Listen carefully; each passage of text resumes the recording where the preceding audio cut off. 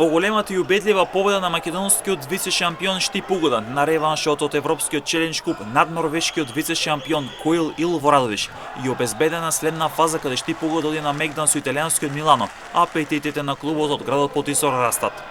Штипи не игра допадлива одбојка, концептот кој го наметнуваат и започнува доминација на домашната сцена, два пати во низа освоена куп титула, дефинитивно после европската победа ќе се напаѓа двојната титула.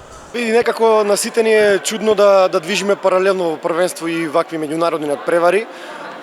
Така што малку е запоставена лигата во моментов, меѓутоа паралелно мора се движат активностите, надпреварите се закажани и така натаму. Со оглед на тоа екипата како функционира, доколку го задржиме темпото до самиот крај, мислам дека двојната круна не треба да е неизбежна и не треба да е недофатлива. Така што не знам што друго да додадам точно. Екипата треба да расте што повеќе и треба целта да е од тука натаму веќе двојната круна. Штип Угода два пати во низ ја освојува куп титулата, а сега ќе атакува на освојување на шампионската титула, што би била запрена доминацијата на струмичани.